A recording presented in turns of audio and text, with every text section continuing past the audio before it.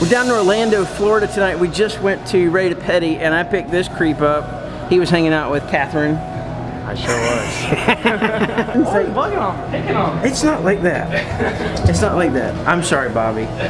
I forgot that you were sensitive. But we are headed we're headed up to Daytona right now, and we have the last scooter event of the year at Jericho, Scootoberfest.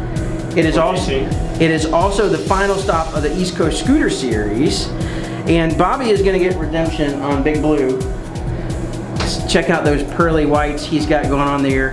He is not going to knock them out this year. I hope so. No, guaranteed. We have already talked about that. Bobby and I have already had a discussion about this whole knocking his teeth out. If you have not seen that vlog from last year, it was actually this event last year where Bobby face planted on our Big Blue ramp at Jericho, and we spent several hours in the emergency room, which was not rad. And you were in a lot of pain, man. I felt bad for you. Oh yeah. And then where did we go eat after? We went to Cheddar's. Cheddar's, that's right. And I could barely eat mashed potatoes. He was slobbering all over himself. I felt so bad for you, man. Did I tell you how someone that worked at Cheddar's messaged me and said, I was wondering what happened to your face? He messaged me on Instagram. Yeah, he messaged me on Instagram. He's like, oh, I wondered what happened to your face, and I found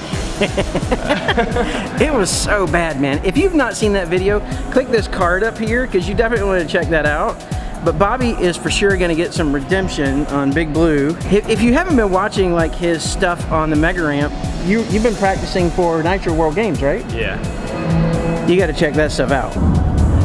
We are on our way to the skate park this morning, and I usually don't do multi-day vlogs, but I felt like it was totally warranted in this case because it's April's big event day. Woo!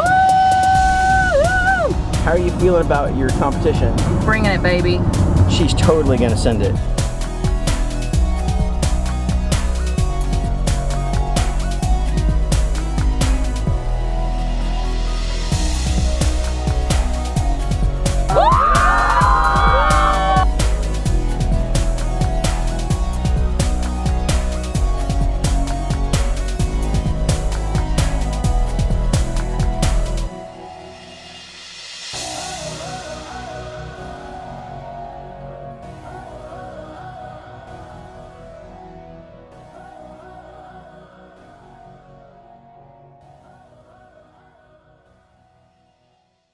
So that is a wrap for the series. Bobby is finishing up and signing some autographs, and we're gonna get this place cleaned up and get out of here. It's been an incredible adventure. I hope that if you came out and were a part of the event, I hope that you guys had an awesome time. I have had a blast hosting this event and being the MC for all of these stops. So we hope to see you next year at the East Coast Scooter Series. Do you get weird on camera? No, not anymore. I used to when I was younger. So the East Coast Scooter Series is over, and I wanted to bring Bobby for some of the best pizza in all of Central Florida. We are at a restaurant called Slice Pizza here in Port Orange, and I absolutely love this place. The guy that runs it, I think he said he's from New Jersey. He's not a New Yorker, but this dude knows how to make pizza. And so I talked to Bobby. I was actually going to take Bobby to Giordano's because his girlfriend is from Chicago. But then, yeah, we were gonna deep dish it last night, but then things didn't happen. Bobby did a demo today, and he did not smash his face. Look at his beautiful teeth. His teeth look so nice. He was actually just talking about you had like this dental thing. Invisalign. Invisalign. Yeah. So his teeth look beautiful. How do you keep your teeth so white? I just brush. just brush your teeth, kid. Do you drink coffee? No okay, coffee. So see, that's a problem for me. I drink coffee. And I'm not gonna lie, the only time I brush my teeth is at night. I never brush in the morning.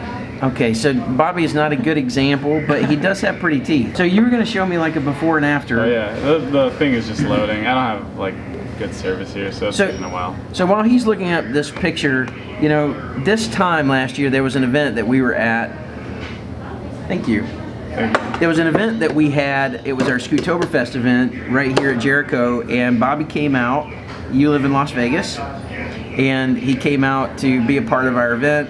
And during the demo portion of the event, he got too far out from the ramp, right? What happened? So there's times where I was casing. I would case the ramp super hard, like almost nose blending it. So I would compensate and pull out or pull off of the coping. But there's like right before I had fallen, there's one time I pulled off, and I landed super flat, and I did the same thing again, and I didn't even expect it at all. But I guess I landed super front wheel heavy, so as soon as I landed, You went right over the bars. yeah, my front wheel didn't move at all, and I went right over the bars, like Straight to your face. straight to my face. Like my face broke my fall. Dude, I felt so bad. I keep telling you that, but I want you to understand how bad I felt about that. Oh yeah. Because we ended up leaving, had to go to the emergency room. If you haven't seen that last video, it's from a year ago. Click the card up here, you can check that out. It was pretty gnarly. Yeah. One of the gnarliest falls I've had for sure. Does that stuff get in your head? Oh yeah. Oh that thing that fall definitely scarred me. How do you beat that? Because like I watch you ride and you love like big things. Like you're a big jumps kind of a guy. Yeah. You love riding a mega ramp. You compete at Nitro Games, right? So when you have a fall like that, how do you get over that? How do you overcome it? Well, kind of just like what I said to you last night. Like a lot of people, when they're scared of something or they have fear when they're about to do the trick, they just think about like pain or something that'll happen that's bad. You know, like, oh, if I do this and I mess up, like I'll fall and I'll get hurt. I could break my arm, I could break my leg, I could break my teeth, my face. You know, I try to think of like the rewards or the the aftermath of the good. You know. So like if I land this, like how hyped would I be? How would I feel? Right. Like what like for me, like my goal is like to ride for Nitro Circus. So say like I want to do like this trick, but it's scaring the hell out of me. But if I do send it, like is there a possibility that like Nitro Circus would see that and be like, oh, like, hey, we need this guy, do you want to ride a Nitro Circus? So I always think of the reward rather than the falls. Right. Now be honest with me. Today you come back, it's a year later, and I've been joking with you about redemption at Jericho, but was there at any point when you rolled out on our course where you thought about last year? Oh yeah, the whole time. Did you really? Yeah, I actually hit the quarter one time. I hit it once and I pulled off super hard and I landed flat again. Oh, no, you didn't. I landed flat again and I just, nope. So I just wrote everything else except that quarter.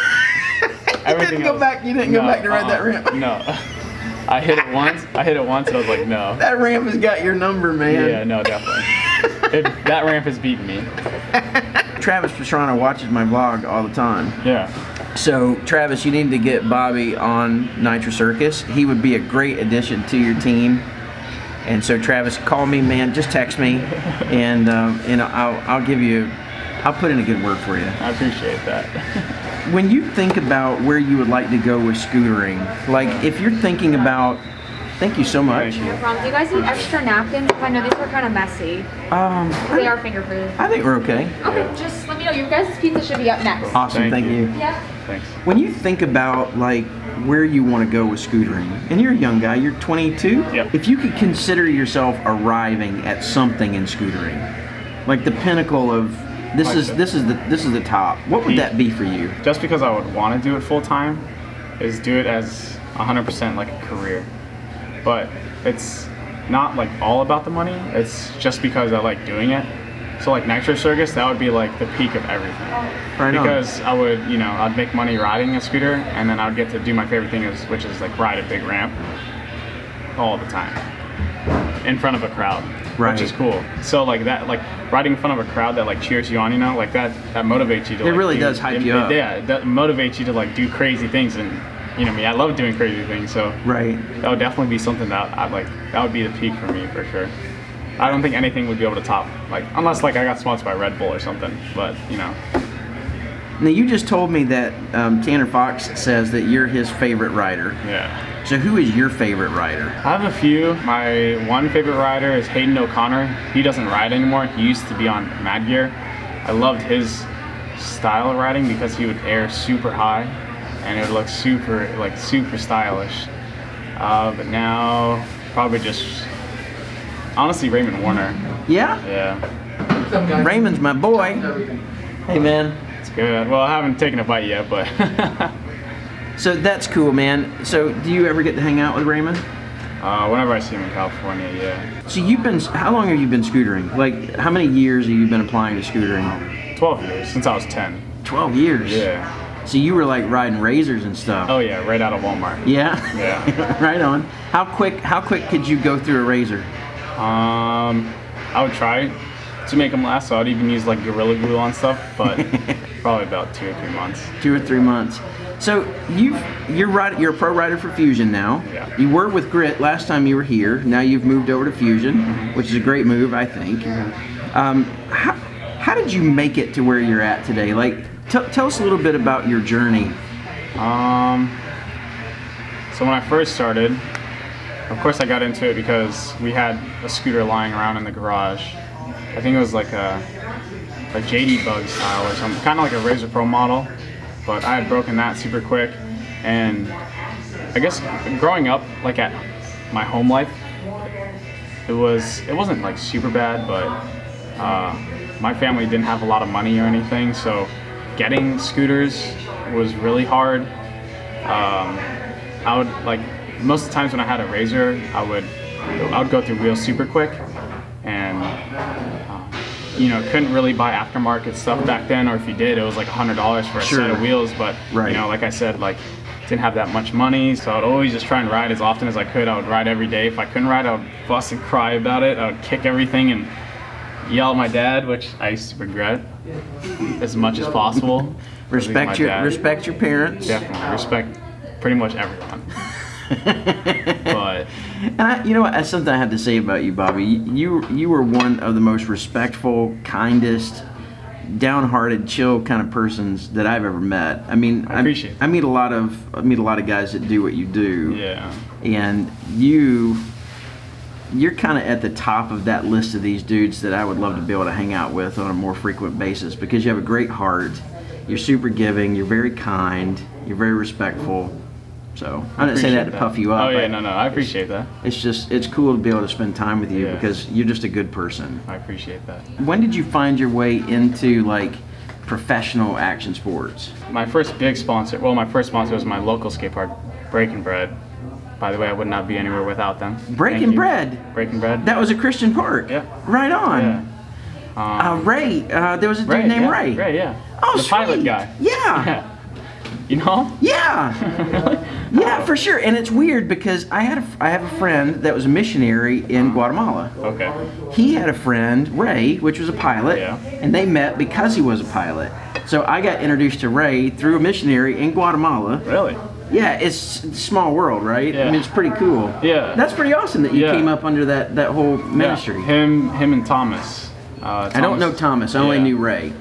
Yeah, so him and Thomas opened up the park, and I was like under their wing the whole time for a few that's rad. years. Yeah, for a few years, and then I got my first like big sponsor. I think it was with Fuzion, and then I rode for them for about a year, and then I was offered a pro position, and from there on out, just That's right. it's been great. Right on, man. I mean, even before then, it's been great, but Right. getting paid to do what you love is like even better. For real. Yeah. And it just goes to show you, man, if you apply yourself to things, you don't have to be this gnarly dude that goes out and does all these crazy things. You can actually achieve your dreams and who you want to become and just be a good dude. So Bobby, thanks for coming out, man. I love you. problem. I thank you for coming and spending time with me and being so cool to come and not smash your face again. Yeah. I appreciate No you not ER. doing that. No ER visits this time. We're going to enjoy our dinner. Thank you guys for hanging out with me today, hanging out with Bobby, and I hope that you enjoyed this. You guys take care. I love you. God bless. Bye.